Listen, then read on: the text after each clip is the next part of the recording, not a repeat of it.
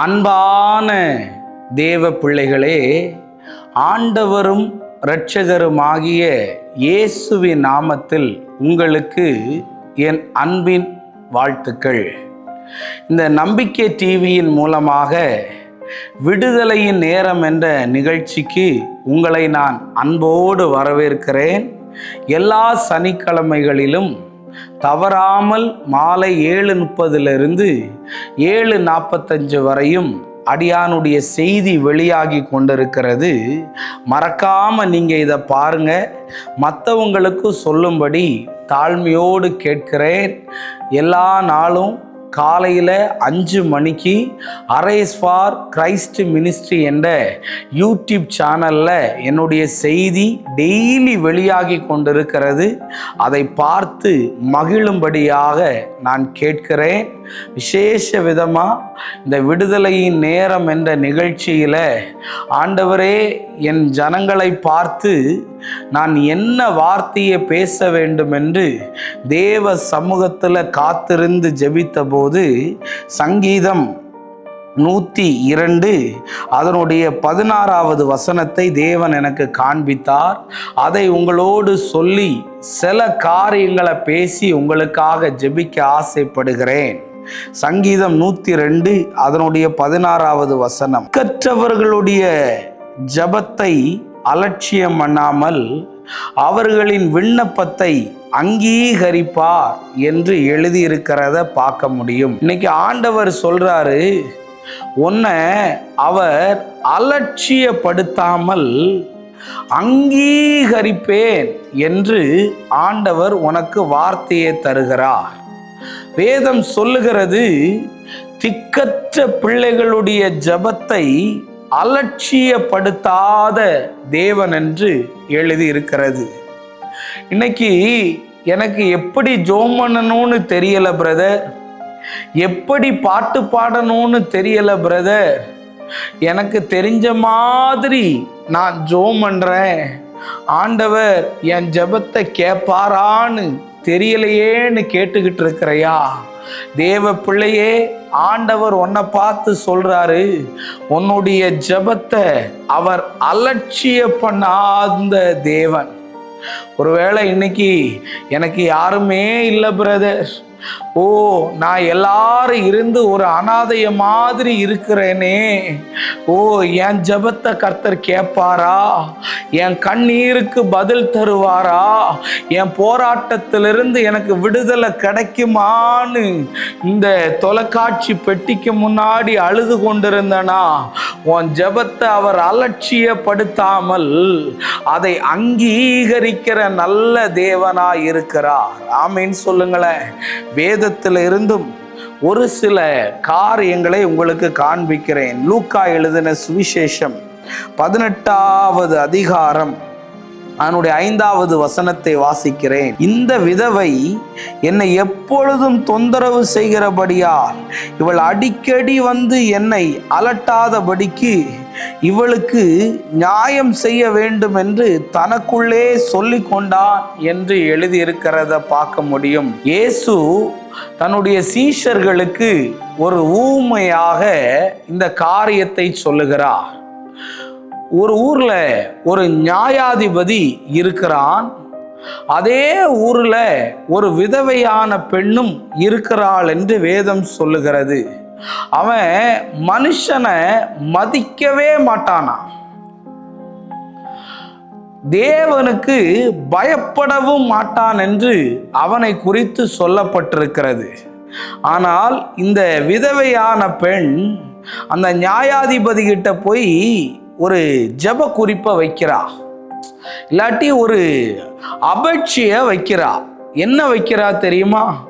எனக்கும் என் எதிராளிக்குமான காரியத்தில் ஒரு நியாயத்தை செய்யுங்கன்னு. இவன் என்ன பண்றான் தெரியுமா? ரொம்ப நாளா இவளை அலைய விடுகிறான், அலட்சியப்படுத்துகிறான். அவன் எப்போதெல்லாம் வீட்டுக்கு வருகிறானோ அப்பொழுதெல்லாம் எனக்கும் என் எதிராளிக்குமான விஷயத்துல நியாயம் செய்யுங்கன்னு கேட்குறான். இவன் எப்பொழுதெல்லாம் எங்கெல்லாம் போறானோ அங்கெல்லாம் போய் எனக்கும் என் எதிராளிக்குமான விஷயத்துல நியாயத்தை செய்யணும்னு சொல்லி போராடுறா. ரொம்ப நாள் வரைக்கும், வெகு நாள் வரைக்கும் அவனுக்கு மனசு இல்லாம இருந்துச்சான். ஏன்னா அலட்சியப்படுத்திக்கிட்டே இருந்தான். இன்னைக்கு நிறைய பேர் உன்னை கொன்னு போட்டா கூட கேட்க ஆள் இல்லைன்னு சொல்றாங்களா? உன் கணவன் உன்னை லேயால அற்பமா எண்ணின மாதிரி உன்னை அற்பமா எண்றாங்களா? உன் மனைவி உனக்கு மரியாதையே தருகிறது இல்லையா? உன் பிள்ளைங்க உன்னை கேவலமா நடத்துறாங்களா? நீ வேலை செய்கிற இடத்துல உனக்கு ஒன்றும் தெரியாது, நீ ஒரு யூஸ்லெஸ்ன்னு எல்லாரும் சொல்லிக்கிட்டு இருக்காங்களா? உன்னை அலட்சியப்படுத்திக்கிட்டு இருக்கிறாங்களா? தேவ பிள்ளையே, உன் பண விஷயத்துல உன்னை ஏமாத்திட்டாங்களா? உன் இட பிரச்சனையில உன்னை ஏமாத்திட்டாங்களா? நம்பி போன திருமண வாழ்க்கையில உன்னை அடிச்சு, உன்னை வேதனைப்படுத்தி, உன்னை காயப்படுத்தி, உன்னை மன அழுத்தத்துக்குள்ள வச்சு உன்னை அலட்சியப்படுத்துகிறாங்களா? அன்னைக்கு ஒரு வீட்டுக்காக நான் விசிட்டிங் போன போது அந்த தாய் என்கிட்ட சொல்லுது, என் புருஷன் என்னை செருப்பா கூட மதிக்கிறது இல்லை பிரதர், செருப்பா கூட மதிக்கிறது இல்லைன்னு சொல்லுகிறா. பிரதர், என்னை தேவைக்காக மாத்திரம் யூஸ் பண்ணிட்டு, என்ன ஒரு பகடக்காயா யூஸ் பண்ணிட்டு தூக்கி எரிஞ்சிட்டான் பிரதர். இன்னைக்கு உடம்புல பலன் இல்லை பிரதர், என்னுடைய சரீரத்துல சத்து இல்லைன்னு சொல்லி உன்னை எல்லாரும் அலட்சியமா எண்ணிக்கிட்டு இருக்கிறாங்களா? கவலைப்படாத. வெகு நாள் வரைக்கும் தொந்தரவு செய்யும் போது அவன் மனசுல நினைச்சானா இவ விஷயத்துல ஒரு நியாயத்தை செய்யணும்னு. அப்ப ஆண்டவர் சொன்னாராம், அந்த அநீதி உள்ள நியாயாதிபதி சொன்னதை சிந்திச்சு பாரு, அவனே என்ன அடிக்கடி தொந்தரவு செய்யறதுனால இவ விஷயத்துல ஒரு நியாயம் செய்யணும்னு சொல்லி கேட்டுக்கிட்டானா, நீதி உள்ள நியாயாதிபதியா இருக்கிறனா உன் விஷயத்துல நியாயம் செய்யாமல் இருப்பேனோ? உன் விஷயத்துல பொறுமையா இருப்பேனோ? சீக்கிரத்துல நியாயம் செய்வேன் என்று கர்த்தர் சொல்லுகிறார். தூரமா இருக்கு பிரதர், எதுவுமே சீக்கிரமா நடந்தது இல்லைன்னு சொல்றியா? இந்த வார்த்தையை கேட்டுக்கொண்டிருக்கிற உனக்கு சீக்கிரத்துல பதில் வரப்போகிறது என்று ஆண்டவர் சொல்லுகிறார். உனக்கு எல்லா காரியமும் அநியாயமாய் நடந்து கொண்டிருக்கலாம், உனக்கு எல்லா காரியமும் அக்கிரமமாய் நடந்து கொண்டிருக்கலாம், உனக்கு எல்லா காரியமும் நீதி கேடாய் நடந்து கொண்டிருக்கலாம். நீ நீதி கேட்டு கோர்ட்டுக்கு போகிறையா? நீதி கேட்டு ஊழியக்காரனை தேடி போகிறையா? நீதி கேட்டு உனக்கு தெரிஞ்சவங்க கிட்ட எல்லாம் கேட்கிற, உனக்கு நியாயம் கிடைக்கல, உன்னை எல்லாரும் அலட்சியப்படுத்தி, உன்னை கேவலப்படுத்தி, உன்னை வெக்கப்பட வச்சுக்கிட்டு இருக்காங்களா? இன்னைக்கு கர்த்தர் சொல்றாரு, நான் திக்கற்ற பிள்ளைகளுடைய ஜெபத்தை அலட்சியம் பண்ணாமல் அவர்களுடைய விண்ணப்பங்களை அங்கீகரிக்கிறவர். இன்னைக்கு கர்த்தர் சொல்றாரு, உன் ஜெபத்தை கர்த்தர் அங்கீகரிக்க போகிறார். மகளே, வேலை இல்லையேன்னு அழுதுகிட்டு இருக்கிறையா?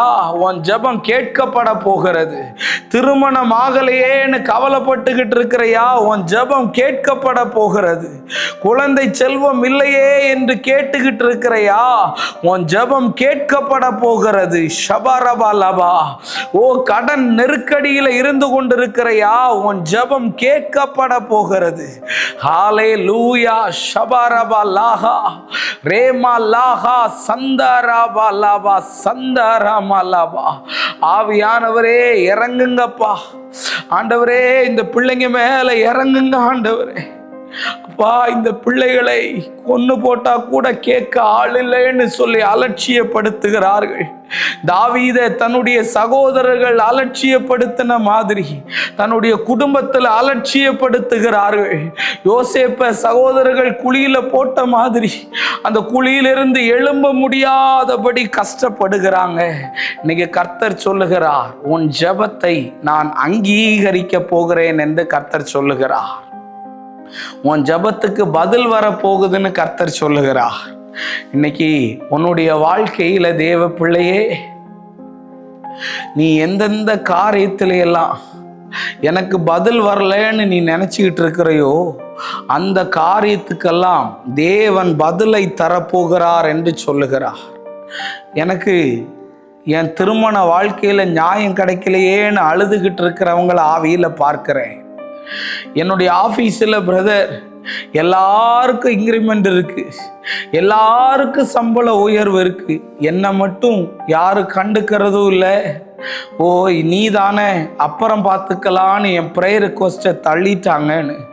ஒருவேளை பென்ஷனுக்காக நீ அலைந்து கொண்டு இருக்கலாம், கவர்மெண்ட் வேலைக்காக நீ அலைந்து கொண்டு இருக்கலாம். இன்னைக்கு எனக்கெல்லாம் ஒரு நல்ல வாழ்க்கை கிடைக்குமான்னு உன்னையே நீ தாழ்வு மனப்பான்மையில் இருக்கிறையா? உன்னை எல்லாரும் அலட்சியப்படுத்திக்கிட்டு இருக்கிறாங்களா? கவலைப்படாத மகளே, கர்த்தர் அங்கீகரிக்க போகிறா. உன்னை எல்லாரும் மறந்துட்டாங்கன்னு நினைக்காத, எல்லாரும் கைவிட்டுட்டாங்கன்னு நினைக்காத. கர்த்தர் உன்னை அலட்சியப்படுத்த மாட்டார். என்னை எல்லாரும் அலட்சியப்படுத்தினாங்க ஒரு காலகட்டத்தில். நீ ஊழியத்துக்கா போற, நடுத்தருவில் நிற்ப, உனக்கு பொண்ணு கிடைக்காது, ஓ பாரு நீ பிச்சை எடுப்பனெல்லாம் நிறைய பேர் சொல்லியிருந்தாங்க. ஆனால் இன்னைக்கு நான் சொல்ல வரேன், அவர்களெல்லாம் என் ஜெபத்தில் வந்து உக்காந்துட்டு எனக்காக ஜெபம் பண்ணுங்க, எனக்கு ஒரு உதவி செய்வீங்களான்னு கேட்குறாங்க தேவ பிள்ளையே. இன்னைக்கு உன்னை எல்லாரும் ஒரு மாதிரி அவமானப்படுத்தி நீ ரொம்ப மன அழுத்தமாகி ரொம்ப டிப்ரெஷன் ஆகி உன் வியாதியிலிருந்து நீ வெளியே வர முடியாதபடி இருக்கலாம். உன் பிள்ளைங்க உன்னை ரொம்ப அலட்சியமா உன் பணத்தை எல்லாம் வாங்கிட்டு உன்னை அலட்சியமா என்றாங்க. நீ எல்லாம் ஏன் இன்னும் சாவ மாட்டுக்கேன்னு கேட்காங்களா? உனக்கெல்லாம் ஒரு சாவு வராதான்னு கேட்குறாங்களான்னு எல்லாம் நிறைய பேர் என்கிட்ட வந்து அழுது இருக்கிறாங்க. இன்னைக்கு ஒரு ஒதுக்கு மூலையில் ஒதுங்கி போய் மறைஞ்சு போய் அற்பமா நீ வாழ்ந்துகிட்டு இருக்கனா, ஆண்டவர் இன்னைக்கு சொல்லுகிறார், உன்னை அலட்சியப்படுத்தாமல் அந்த விதவையினுடைய பல நாளுடைய கண்ணீருக்கு அந்த மனுஷனை மதிக்காதவனும் தேவனுக்கு பயப்படாதவனுமே நியாயம் செய்யணும்னு சொன்னான். தம்மால் தெரிந்து கொள்ளப்பட்ட உனக்கு, கணவனை இழந்த உனக்கு, வியாதியில் இருக்கிற உனக்கு, போராட்டத்தில் இருக்கிற உனக்கு, படிக்கவே முடியலைன்னு சொல்ற உனக்கு அவர் நியாயத்தை செய்வார். ஓ உன்னுடையக்கு ஒருத்தர் இருக்கிறாரு, உனக்கு ஒருத்தர் இருக்கிறாருமா, உனக்கு யாரும் இல்லைன்னு நினைக்காத.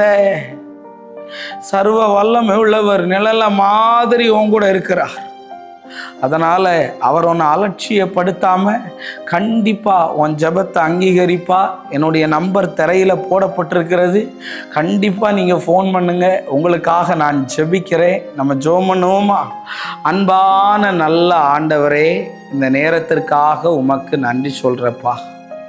ஆண்டவரே, யாரெல்லாம் ஆண்டவரே இந்த பிள்ளைகளை அங்கீகரிக்காமல் அலட்சியப்படுத்தினார்களோ அவர்களுக்கு கண் முன்பாகவே இந்த பிள்ளைகளை கர்த்தர் உயர்த்தும்படி ஜெபிக்கிறேன்.